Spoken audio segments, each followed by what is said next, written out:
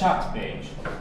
So we let users log in with Privy, so they can choose their preferred method of access, and that actually has some tricky implications in terms of integrations with other things. Right now we're storing things on Supabase, but our plan is to incrementally decentralize over time, and I'll talk briefly about that as well.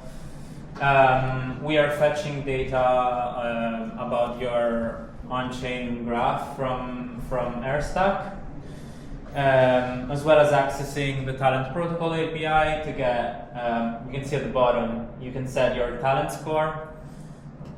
This forms as part of it also serves a bit as civil resistance. So if you see someone who has connected, who has a talent score on their profile, you know that they're a single person and that you can get a sense of their competence. Soon we're gonna do the same with the GitHub API and multiple connected wallets. This is relevant because if you have one wallet that you're using on Warpcast for Farcaster, for example, and another that you have basically accumulated a whole set of on-chain data that Airstack can track. You might want to get both of those. So onto the second page. This is the matching page. As you might expect, you just see a profile. We try to differentiate it from what data gaps look like. The images that is important. We want to give more space to what the person is working on, what they want to tell you about themselves. And the bottom right, you'll see there's a filter button. So that is basically our first version of a very simple algorithm. This is essentially just a filter, and we have two categories: tags. And actually, I would very much if I can ask the room. How many of you are devs? Could you raise up your hand if you're a developer? Okay. And when you're working on a new project or something, maybe I'll ask also later, but do you think that these tags are appropriate? Is there anything that is missing? Because we were, for instance, thinking of adding artist, perhaps, or marketing. We already have something to do with Talent Scout that can be more on the side of VCs or an investor and a business developer. Don't know if that's expansive enough. But anyway, yeah, aside from the tags, we also have events. So the first one we integrated with is Edge City Lana, which is aimed for the upcoming hackathon.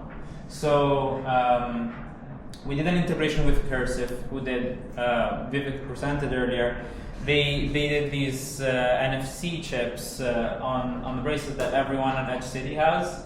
And so we can verify if you're at Edge City using dynamic one-time password system that we built with Cursive. So aiming to expand this to other events in the future. So I can just select the filters I want and then match up with those people. Okay, so once I've matched with someone, I get a chat. Right now, again, it's in Supabase, but the plan is to move it. Actually, not the plan. There's already a branch where we're moving it to an XMTP chat where everything is encrypted. We don't really want to hold store people's chats. And another thing is we had, I don't know if you're familiar with the request network, but we had invoices and payments. So in one click you can say, can you pay me this amount? And then in one click you can pay it out. Obviously with the MetaMask model appearing.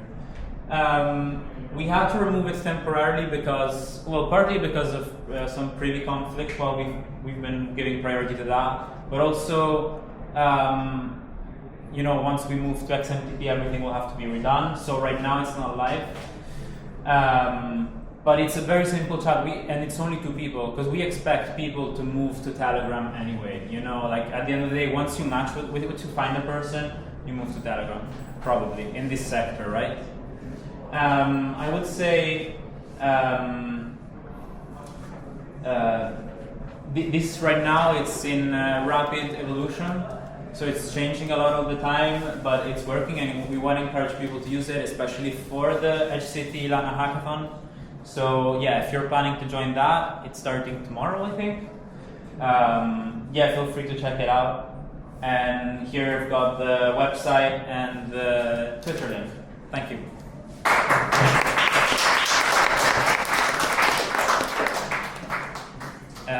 If anyone has any questions, I'm happy to.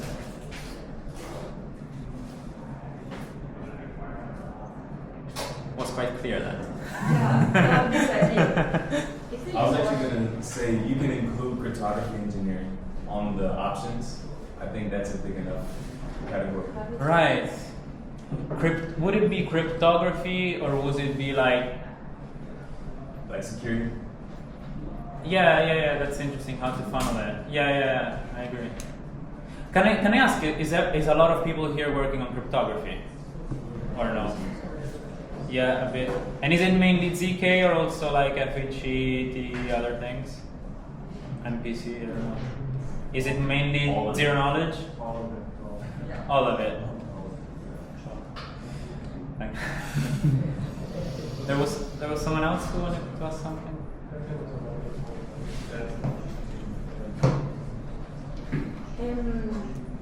Besides this use case of matching people to participate in hackathon, like, do you have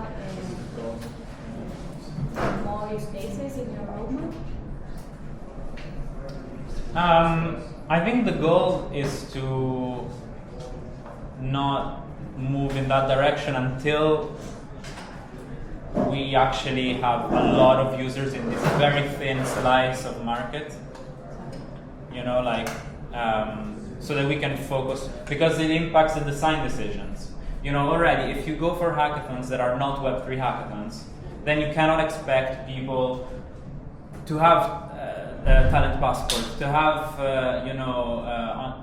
for example, Talent Protocol, it gets your data from on-chain things like how many contracts you've deployed on which networks, how many transactions you've done, are you an ETH Global participant, are you an ETH Global finalist, all these sorts of things. So, and similarly for the tags, like all the design decisions are affected by the scope we pick. So it's, what do you have in mind, anything specific? No, but I think this is a great problem to be facing, or to be trying to solve or to improve. Right now, the only thing there is sites like Fiverr, which is very formal, structured, top-down. You kind of need to offer someone a job, you know? This is casual. It's like, we're just chatting, you know? Oh, let's work together. Let's see what you can do if we're complementary in our skills.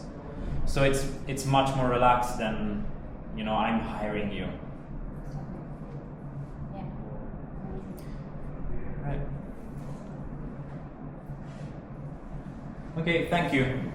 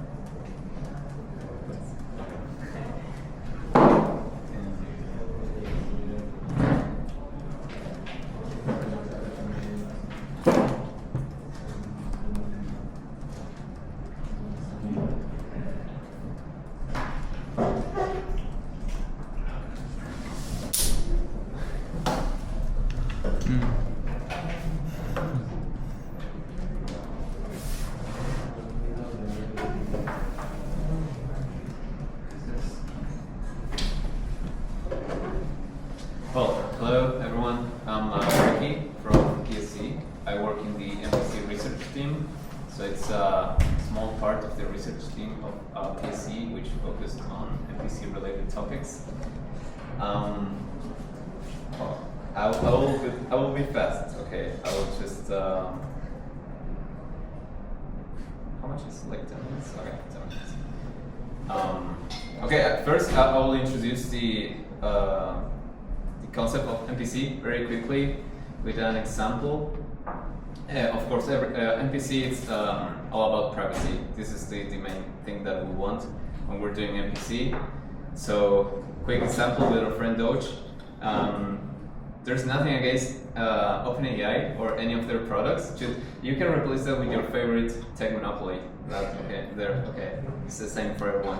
Let's say that you're just using ChatGPT, for instance, just random query, then your stuff will end up on a database. But in the first place, it will, in any case, even if it doesn't end up in a database, they will certainly know what information you're trying to know. This is even worse if you're trying to do queries using personal information or even corporate data. So yeah, that's important. Then we have our Satoshi over here. You can try to do MPC with this. So basically, MPC allows you to perform any kind of function in a set of parties. It could be 2 or more parties without giving away your information. So information remains private, but you still can execute these functions that rely on these inputs. The example here is that you can run an MPC, for instance, with ChatGPT, and then you can send your query to this function, and then they can send the model, which of course they don't want to disclose their model, which they used a lot of money to train. So both parties will be safe in this operation, and then you can receive the inference of this. And your information never traveled to the other side. You're safe in that sense. This is just an example. You can do threshold encryption, for instance, or like doing multisigs using MPC. This is a well-known use case. You can do private set intersections, as like Vivek talked to you about, and you can also do like, hopefully, like if major tech monopolies don't share their information, then they can evaluate how their ads campaigns work, and this will be beneficial for the users.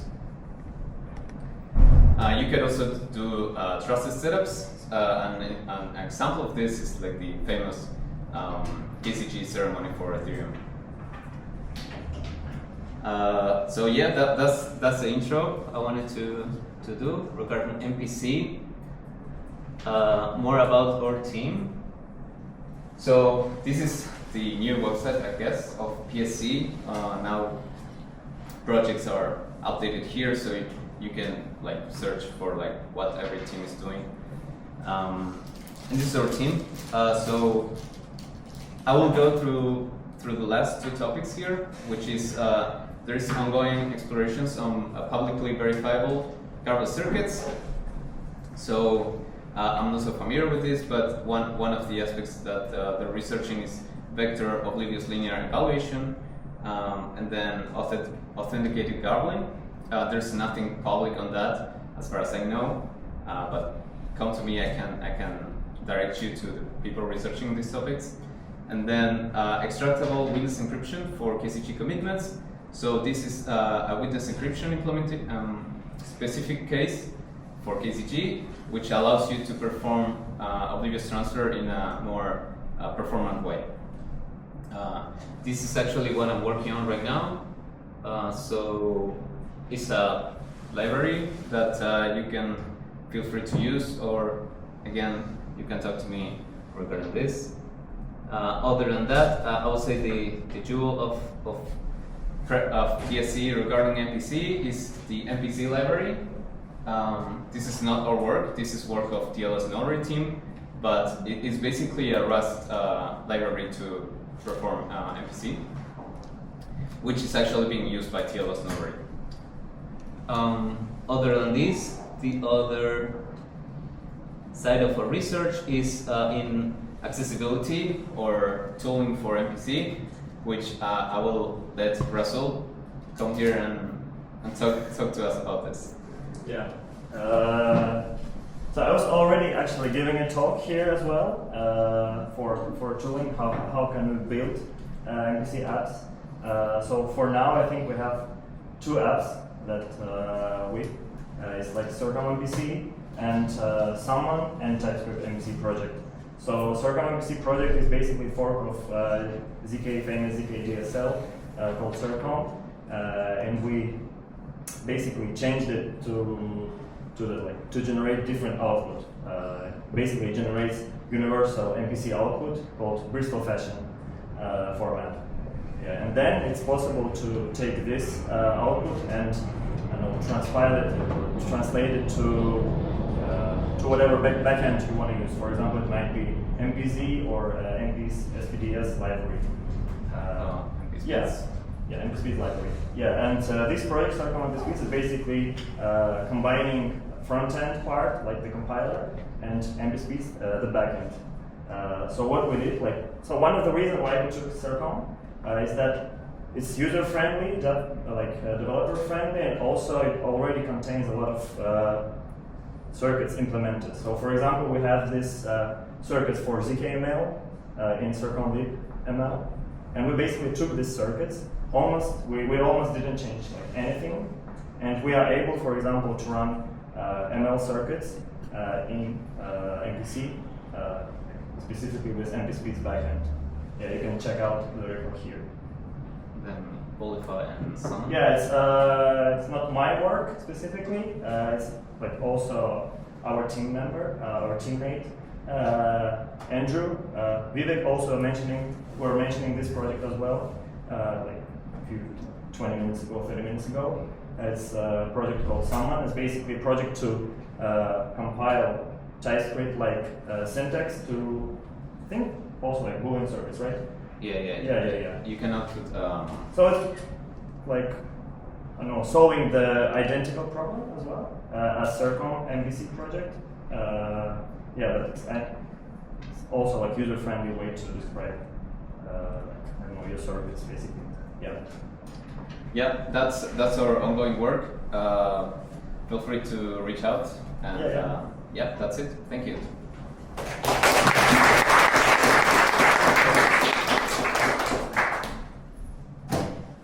Oh yeah, sorry.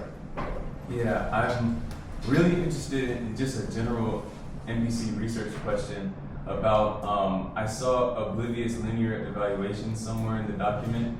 I was wondering if that could be used in a ZK protocol for a verifier to obliviously evaluate a high degree polynomial.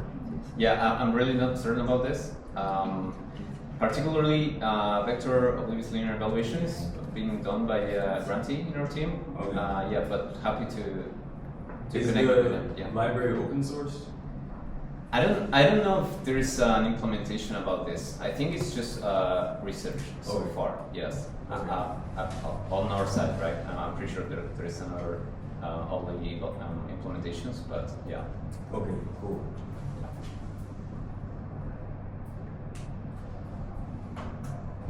All right. Thank you.